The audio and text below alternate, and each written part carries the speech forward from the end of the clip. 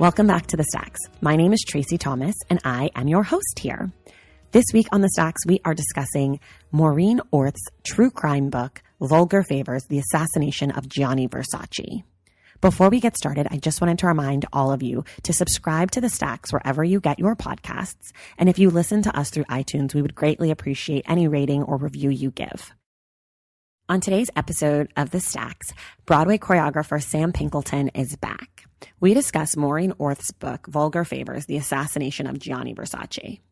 This book tells the story of serial killer Andrew Cunanan, his life, his murders, and the death, of course, of Gianni Versace. Sam and I discuss this book, the crimes, but also we discuss the overall tone of this book. We look at the idea of gay crime and why that term, and so much more of this book, is more than a little problematic.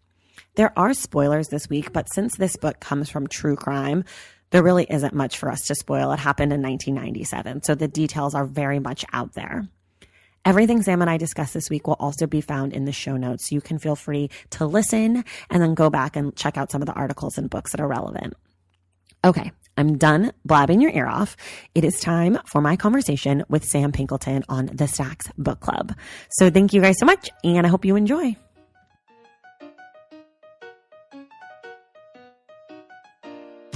Hi, everybody, and welcome back to The Stacks. It is I, your host, Tracy Thomas, and I'm joined again by choreographer and director Sam Pinkleton. And this week, we are doing our Stacks Book Club conversation about Maureen Orth's book, Vulgar Favors, The Assassination of Gianni Versace. Hi, Sam. Welcome back. Hi, Tracy. Thanks for having me. So for those of you who don't know anything about the book, basically the book is about Andrew Cunanan, who was a serial killer in 1997 who killed 4 men and then proceeded to kill another man who was very, very famous. And that man's name was Gianni Versace. And the book is Maureen Orth, who is a journalist. It is her deep dive into this murder spree and the life of Andrew Cunanan and the men that he murdered, and, you know, kind of trying to put it all together. And I'm just going to say this right now from the beginning. The murders happened in 1997 and the book was published in 1999. So there is definitely a lack of scope or context given to a lot of the book, which I think is what Sam and I are going to mostly talk about, because reading the book almost 20 years later feels like there's a lot missing. So with that being said, Sam, why don't you tell me kind of like your general feelings or thoughts about the book? Sure. I struggled with the book. What I really appreciated actually was the book is a deep dive. It's very clear that this woman is obsessed with this story. Mm-hmm. And I think it's really interesting that she, was writing for Vanity Fair and sort of started working on this piece about Cunanan. You know what? You say Cunanan. Yeah. Started working on this piece for Vanity Fair. And as she was working on the piece, he kept killing. And so It became more and more interesting. And then she ended up actually being on the trail of the Versace moment, which was, a 2-week manhunt, basically. Sure. So that kind of spiral is really interesting to me. And therefore, this book provided a fair amount of kind of historical context for a moment in, I would say at this point, pop culture that I understood very little about. Sure. And that I'm very grateful for. That being said, it is a long book. It could be 200 pages shorter. Solidly 200 pages. It's 500 pages. Yeah. And it could be 200 pages shorter. And I think that, so one of the things that is troubling for me about the book is that as a journalist, Maureen Orth goes and she interviews like tons of people. There are so many names in this book. You have no clue who's who. At any point. Hundreds of gay people. The only names that I actually am certain that I know who said what are Andrew Cunanan, Gianni Versace, and Donatella. Like, other than that, yeah, it's just a bunch of people named Michael from San Diego. David, Don, Richard. You have to kind of draw a map of the people as you're reading. We need a web. but then, I mean, I struggled with it so much as reporting because you're continuously wait, where are these sources coming from? And what is verified? And also... And how is it verified? Yeah. And I think to your point, Tracy, about like this was written 20 years ago, you said this to me the other day. Like, I think that it's kind of written assuming that everyone is obsessed with this story. Mm-hmm. Everyone's coming to this story with some information, and also that this will be one of the great enduring crime stories of our time, Right. which it kind of isn't. I mean, I know right now there's that FX thing, Right. so it's kind of back, but I just felt like there were so many things that were presented as super important and people that you would care about, and then they kind of disappeared. Right. Well, what's interesting, this is like totally not about the book, but something that I found that was really fascinating is that this happened in 1997 and it was a huge deal at the time. But about 6 weeks later, Princess Diana died, and she was connected to Versace. They were pals, and Elton John and this and that. And I think that it's crazy that people don't really talk about these two events connected to one another, but also that really eclipsed this whole spree and this whole Andrew Cunanan thing, and that became the crime story of the year and of the next few years. Like, it had been OJ was before, then this happened, and everybody kind of thought this would be like the next OJ thing. And Maureen Orth is obsessed with OJ in this book. He comes up at least 10 times for no other reason than just to say, because of OJ, police do a bad job, or like, because of OJ, the news was there.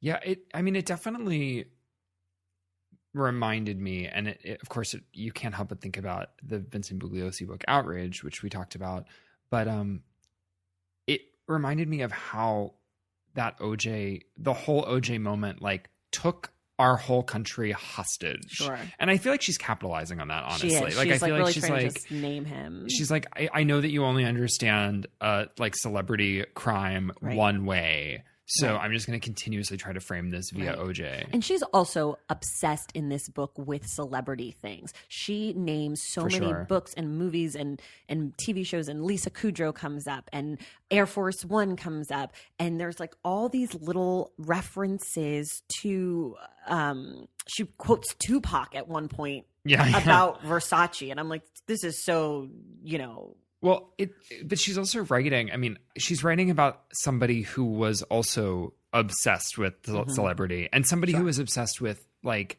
who would you give him an inch and he takes a mile in terms of anything that is buzzy and fancy. Sure. But I also think that, like, she's oddly accidentally guilty of that. I would love to know if she's conscious of that.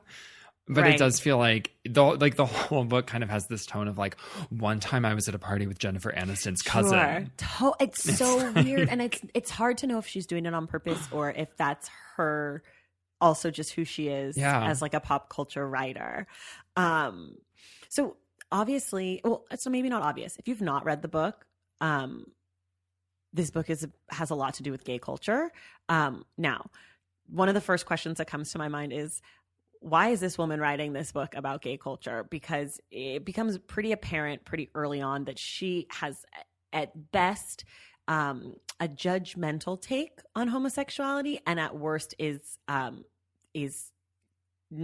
disgusted by gay people. Yeah. It feels like that. So reading this as a real, live, authentic gay man, in the flesh, I am, in studio with a real gay person. I don't want to scare anyone, but there definitely, I sort of had two takes, one more optimistic than the other. One was, as you say, I was like, wow, we really, I feel like it definitely resonated differently to me as a gay person, which surprised me, honestly. And I was like, okay, so we're kind of just, we're just kind of saying that, like, gay people as a culture are, in addition to mostly being or engaging with hustlers, and, like, super into crystal meth, like, also really only, like, sex obsessed and material obsessed, and also money obsessed, and also, like, very ashamed to be gay, like, very ashamed to be gay. And so that was, a bummer. Mm-hmm. And then I also thought, we've come a long way in 20 years. Mm-hmm.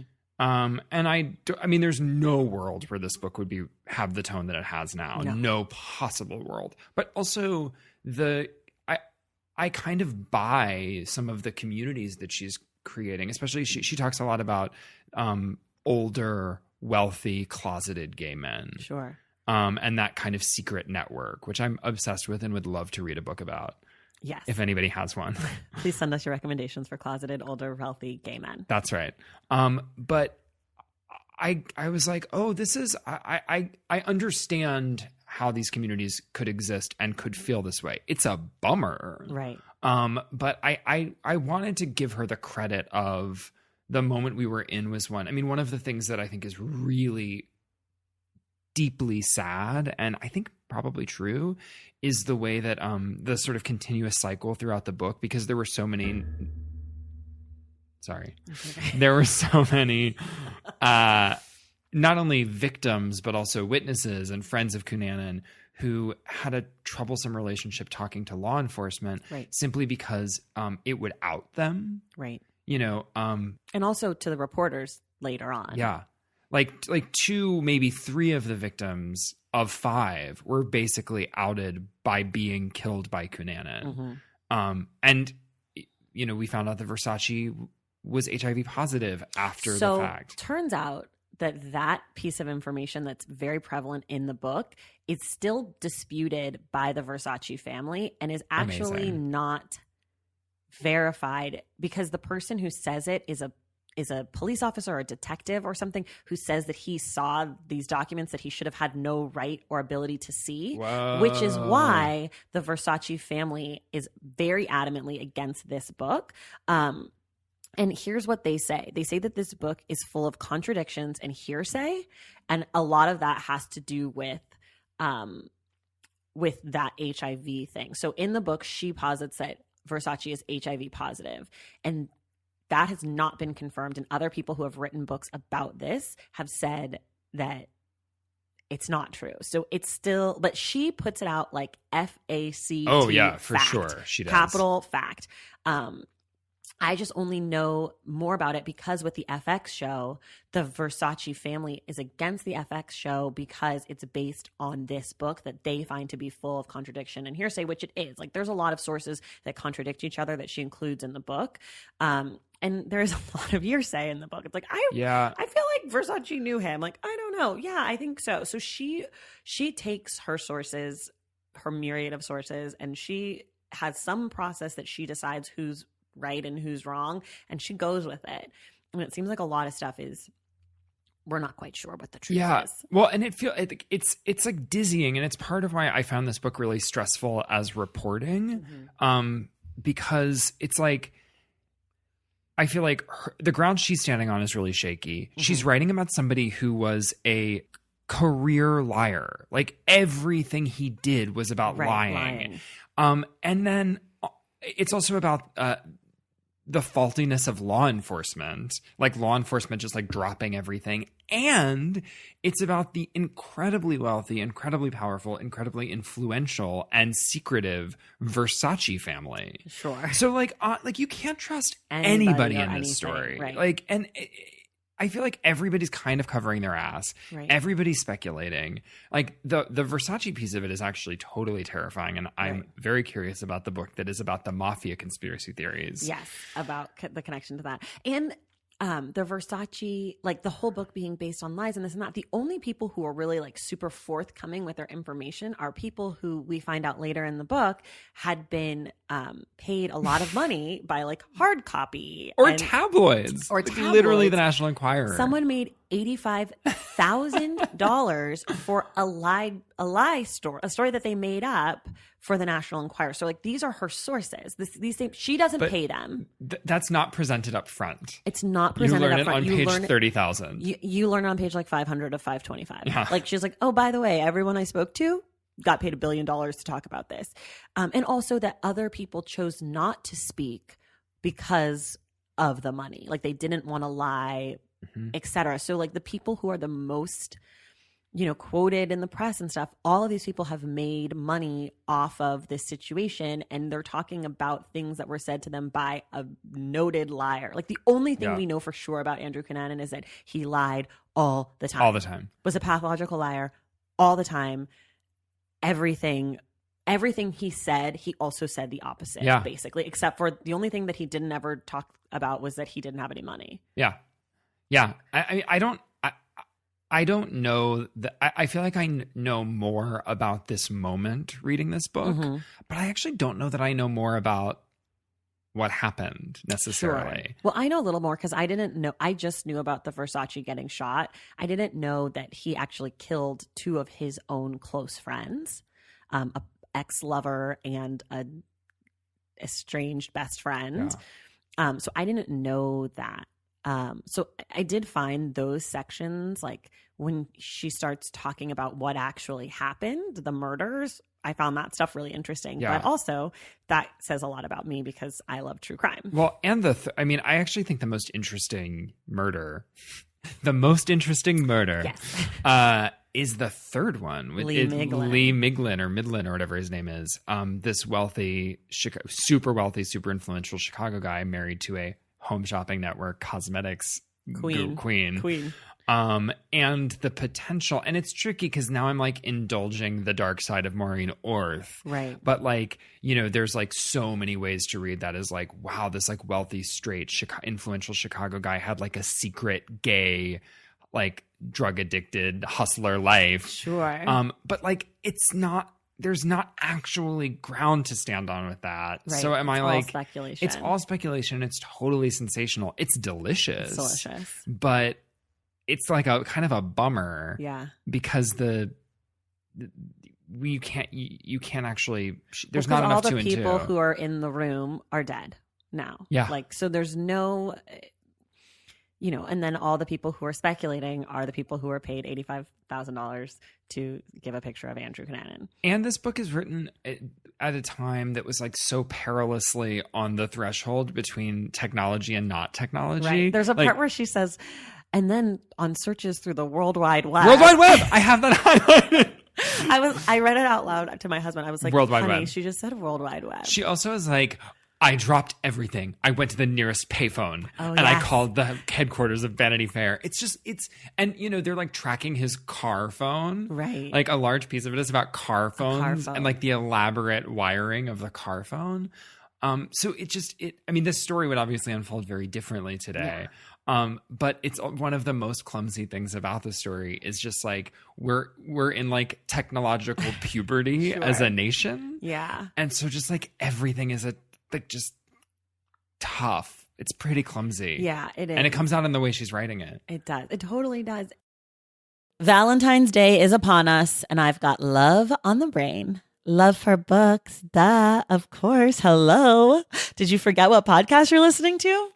I love bringing you all great reads, exclusive author interviews, and behind-the-scenes book gossip. But I can only do that with your support over on Patreon and Substack. Our Stacks Patreon community, also known as the Stacks Pack, is where you can go for book club meetups, a private, very active Discord, and a year-long mega reading challenge to help you achieve all your reading goals. Plus, you also get that monthly bonus episode. Now, over on the Substack, you can subscribe to my newsletter, Unstacked, where I keep the book conversations going. I also give you a healthy dose of sports and pop culture, definitely some hot takes happening over there. And again, that bonus episode. If you don't have a few dollars to spare, don't worry. There are free options on the Substack and the Patreon to get you a little extra Stacks magic. Making this podcast is a total team effort, and by supporting my Patreon and my Substack, you allow me to support my amazing team that makes the show possible every single week. So if you or your friends are looking to meet other book lovers and support this indie podcast, come hang out with me on Patreon, Substack, or both. I would love to have you. And since we're talking about love, you can gift subscriptions to the Patreon and the Substack for that special reader in your life. For the Stacks Pack, head to patreon.com/thestacks. And for the newsletter, head to tracythomas.substack.com. And also, there are links to both in the show notes. Okay, see you in the Stacks. Other things that come out in her writing, and I think we talked about this a little bit, but I want to double down on this, on her tone. Because it is a tone. Like she is. Will you describe it, Tracy? Yeah. So I take notes when I read these books, and I just kind of take like little notes and I put a page number. And I would say maybe 4 times in my notes, it says does Maureen Orth hate gay people? Is Maureen Orth homophobic? That's right. Maureen Orth is grossed out by gayness. And, you know, without slandering this woman, because I don't know if that's true. And also, she is allowed to evolve in the last 20 years, like all of us have, over whatever issues that have come up in pop culture or whatever. But her tone is such that she is commenting on the information. Yes. So it's not just that Andrew liked porn, but it's like, she doesn't, first of all, doesn't call it adult film. She calls it porn. Yep. You know, it's not pornography, it's porn. And it's like S&M, and she sensationalizes so much of like the sexual stuff in the book. And also she sensationalizes so much of the drug stuff. And she just makes the world that they live in seem so fantastical. And if you didn't know better about like the world, you would think that these gay bars were like meth dens, where people were having sex like out on top of tables while other people were having sex with other people who were having sex with more people while injecting and drinking and putting in their anuses. Like, I mean, she talks about like all the different ways to ingest meth. And like, you know, in this community, they're called drug addicts, but the gays call them tweakers. And it's just like so dramatic. She's so dramatic. And it also doesn't feel like I feel like one of the things that was really troubling to read it as an authentic American gay person is was that she doesn't like, yeah, of course there are gay people on meth and there are hustlers and there are bars where people are having sex on pool tables and all of those things. But I feel like it's the world that Andrew Cunanan doesn't come from. Or the world that he comes from isn't painted as a subset, isn't painted as a corner, isn't painted as an underground. It's painted as gay people. It's painted as the gays. Right. And, you know, like the gays do this, the gays do that, which is just like such a bummer. Right. It is. And it, you know, I feel like she gets away with a lot that if you replaced the gays with, say, any race other than white, you would be like, we're burning this book. And so, you know, it's just like, I can't say that I was offended by the book necessarily, but I can say that like if my father in Virginia, who like doesn't have a ton of exposure to a spectrum of gay culture, read this book, he definitely would walk away from it being like, oh yeah, gay people, they all are HIV positive and are drug users and have really dirty sex, and every room they're in, they leave behind porn and sex toys. Right. So many sex toys everywhere. Like it's just like hanging out of your pocket. So that's it's true. Tough. She gives credence to everything that the people in Andrew Cunanan's world were doing as the way that all gay people were doing things and are doing things and are programmed to continue to do things. Yeah. Well, and I feel like she articulates, I think she definitely has a certain empathy for obviously the victims, but also for the sort of community of witnesses and folks adjacent to Cunanan. But she talks a lot about law enforcement's potential prejudice towards gay people and how law enforcement, you know, continues to be like, this isn't a gay thing, while simultaneously like basically outing people in a very devastating way, and the like great terror that comes with being outed.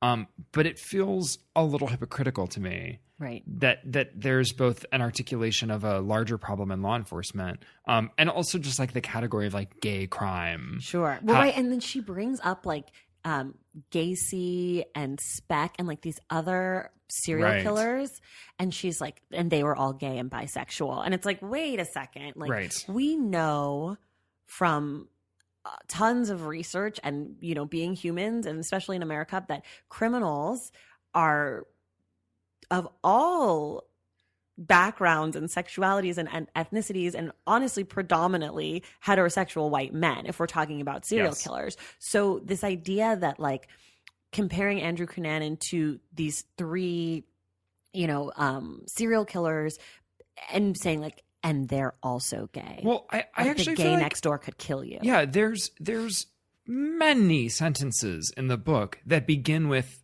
statements like, usually in gay crimes. And I'm like, gay crimes? Like if I go rob a bank, that's not actually a gay crime. That's just a crime that was executed by a gay person. Right. But it, and you know, it's like, what we're up against right now with like how people talk about brown people. Right. But it's actually hilarious to me. And it's not something that I knew until I read this book, that there is a sort of school of thinking about like what motivates homosexual killers that is different than. Right. But, and so the thing that's interesting, and there's like a fine line, and I'm going to try to connect the dots here. So pray for me. There is the idea that the police don't want to talk about this being a gay thing because it's just a crime. Like you're saying, if you were to rob a bank, it wouldn't be a gay robbing. It would be a bank robbing.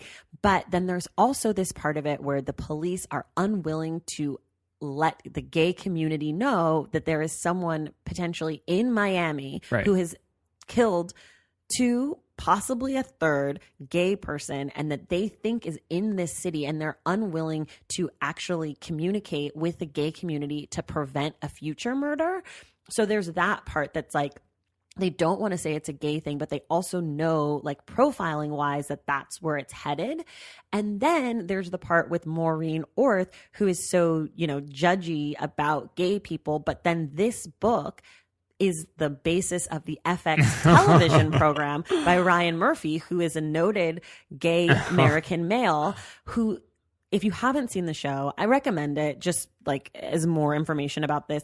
But the whole premise of this 9-part show is homophobia made us do it, essentially. Like, so Cunanan, like the thesis would be that everything that happened because of homophobia. So Cunanan was bullied or felt like he wasn't enough or this and that. And so that led for him to become a murderer, and that the victims, because they didn't feel welcomed in their families because they were closeted, were unwilling to go forward about Andrew because they were scared that they would get shunned because of past experience. But it's all this stuff that has to do with like homophobia and authority and back and forth. And I just find it really interesting that the source material for this television show is a book that I find to be so openly, if not homophobic, certainly homophobic-ish, right? And it's like the police are committing the same crimes against the gay community as Maureen is committing in the book, that this TV show by gay men is purporting to say is the problem. Well, and it feels like in the TV show they're making that the story. Right. The TV show is all about how homophobia is the reason that these murders happened, which is kind of what they tried to do with the OJ thing, to say that racism is the way, but the line isn't as clear. Right. And I think that has to do with the source material being a little skewed. And the show also deviates from the book in certain ways that I found to be like useless, just to perpetuate. Some of it's dumb, but some of it's good, and they have to guess and fill in the blanks where we don't know the answer. So they make choices, which I'm totally fine with, because that's how you make art.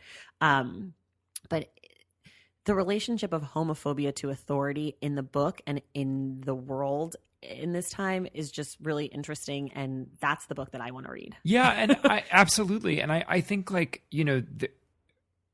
the media and our culture at the time made a choice to make this story about homophobia. Maureen Orth has made a choice to make the story a little about homophobia while also being kind of homophobic. Yes. But to me, the person at the center of this is first and foremost a liar who is ashamed of where he comes from. Yes. And that where he to comes me, from financially, specifically. Yep. And culturally, like he's half Filipino, yes. and I think he wishes that he was like a white guy in a braided belt and loafers. Right. And so to me, like the things that pop from the story are actually much more about masculinity in a broad way and less about gayness. And maybe that's just because I'm like a homosexual and I'm trying to like pull that out of it. But I think that we would look at this guy now more as a serial killer who is working out his dude problems than gay terror, doing gay terror things. Right. And if this was now, I think that he has all the signs of like that he is half Filipino, but he erases that from his identity For sure. so much. So what I'm going to say is a little bit not true, but he does have that white male fragility that leads to, school shootings. Absolutely. And serial kill, like he is following the warning signs that we now see when it comes to this kind of behavior, this like lashing out, not because he kills his friend and his ex-partner not because of anything aside from that he's like jealous that they aren't obsessed with him anymore. Yeah, well, and it feels like it's absolutely about white male fragility. Right. I feel like he's driven more than anything by entitlement. Right. He Totally. feels like by some like God-given unwritten doctrine, he deserves this life that he did not work for, was not born into, and this access to incredible privileges and resources, which is, A, disgusting, and B, it's like straight white male disorder, party of one. Right. It actually made me think even a little bit about one of my favorite books about murder, American Psycho. Oh, sure. We did that. That was the fiction book we did for book club. Yeah. Mm-hmm. I actually love that book. Yeah, me too. But this just sort of like rabid sense of entitlement being the driving force for an enormous amount of terror, to me is both more interesting and I would argue maybe a little more true than gay panic, gay hysteria. Right. Totally.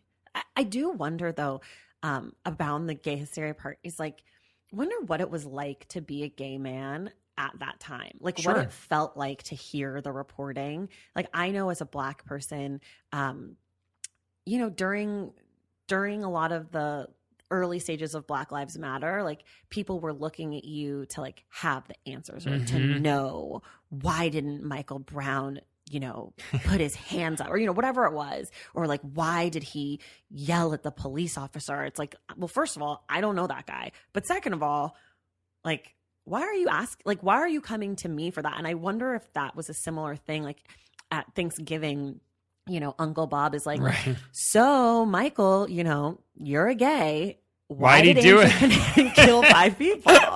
That definitely feels like the moment that she is speaking to. Right. And certainly what the culture was thinking at the time, I think. It's a really interesting moment because it was as AIDS was becoming something that could be thought of as manageable. Sure. Or maybe not AIDS, but certainly HIV.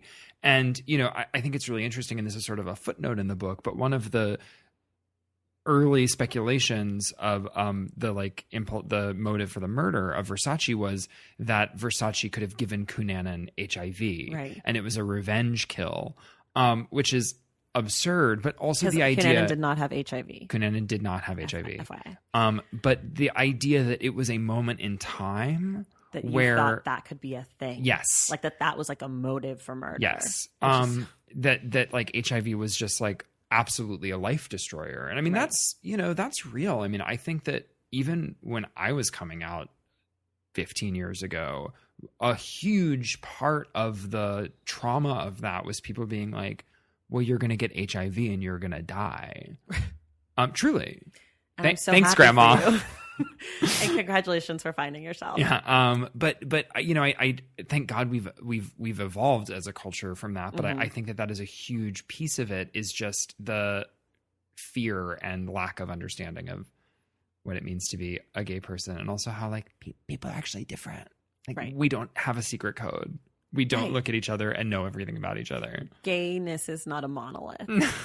But people still have a hard time with that. Like, and by people, I'm actually speaking directly to white men, and sometimes white women have a hard time with understanding that just like there are 50 different television shows about white lawyers, and each one is a different lawyer with different passions, that, Filipino people are not all the same, and gay men are not all the same, and people who are differently abled are not all the same. Yeah. And that, this one man with entitlement and sexuality and ethnic and financial issues committed murder is not an indictment on people who have sex with people of the same gender. Like, Yeah. which seems silly that I should have to say this. Nope. But like this book does not say that. It feels like the rock to stand on after reading this Yes, book, for 100%. sure. I do want to talk about the title briefly because after reading the book, I was like, how the fuck did she pick this title? The title is called Vulgar Favors, The Assassination of Gianni Versace.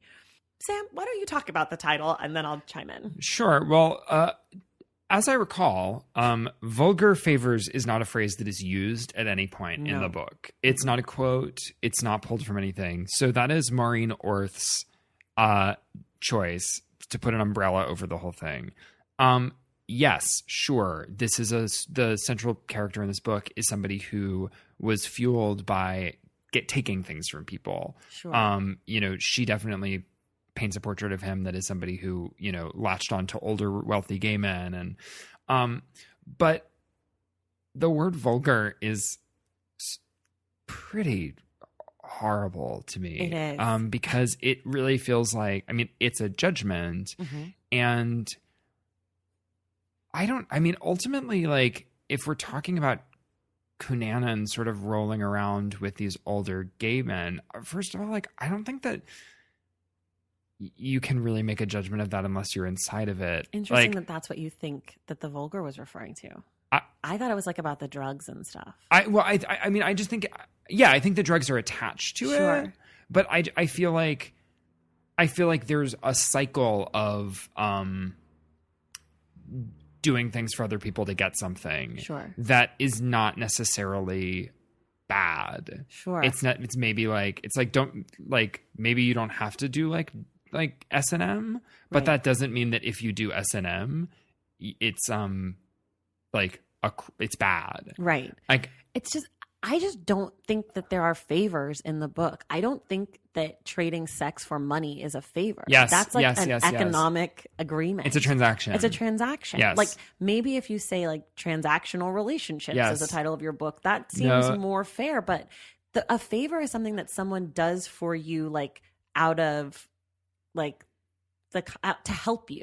Yeah, and if Andrew Cunanan is like, I'm gonna have sex and give meth to this like rich 70-year-old who's then gonna pay my rent for a year. Okay, like I have some thoughts about that, but ultimately it's not a favor. And calling it vulgar is kind of on you. Like they actually might be good with that transaction. Right. Just because you're not into it. Yeah. And I had thought much more about the word vulgar than the word favors, but it's so deeply attached to I think both of our larger feelings about the book, but it casts a shadow on everybody in it. Right. And honestly, it's the perfect title for the book that it's the title for, because she wrote a book about being disgusted by a subset of humans is like how she feels.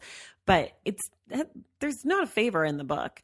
And while you might not personally, reader, be super into S&M or, meth or, whatever sexual things or murder, whatever, it doesn't necessarily make it vulgar. No, it's just like there's a lot of things that happen behind closed doors. Vulgar is such a judgment call. Also, the subtitle, The Assassination of Gianni Versace, also it was clearly just to sell books because the book is so barely about Versace. He comes in like 50 pages before the end. Yeah, it's like he comes in just to get killed essentially, and he's brought up a few times earlier on. I also don't necessarily know if I consider it an assassination so much.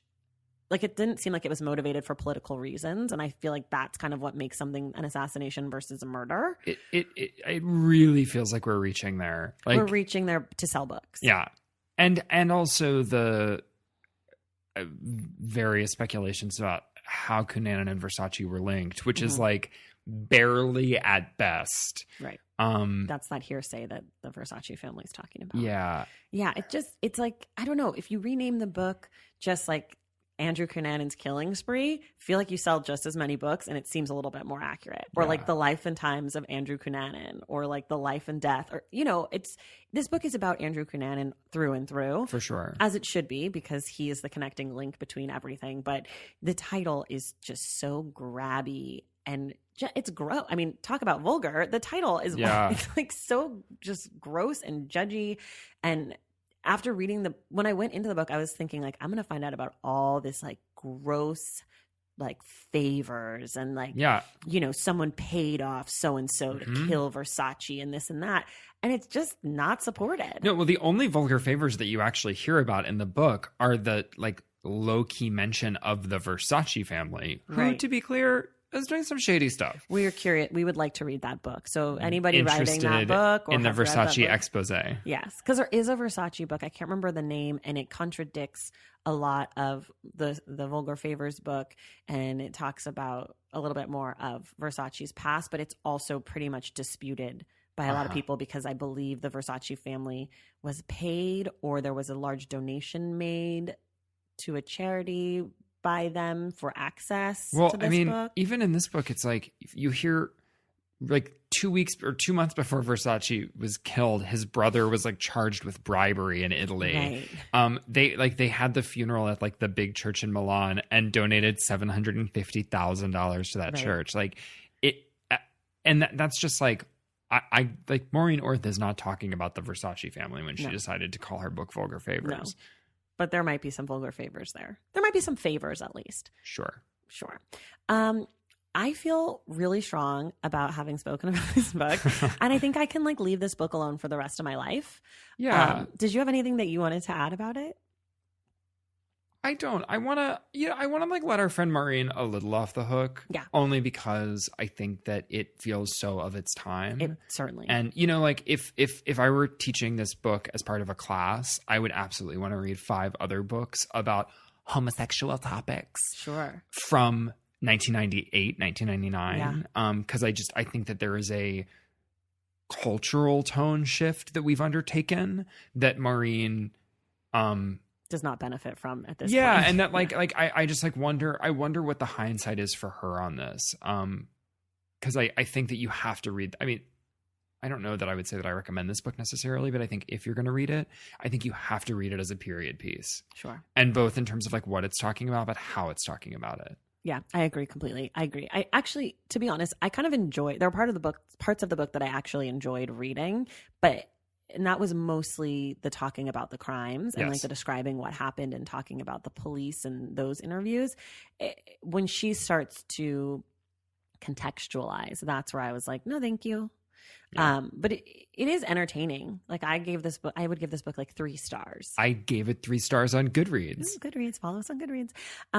Okay, so I think that's it for now. And by for now, I mean for this week. I will be back next week with my guest, who Sam knows actually, Vella Lavelle. Yes. She's a fantastic actress. And she and I will talk next week. And then the book that she and I are reading is called New Boy by Tracy Chevalier. And it's a retelling of Shakespeare's Othello.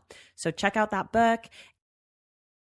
And Sam, I love you dearly. Thank you so much for being here. Thank you, Tracy. And everybody else, we'll see you in the stacks.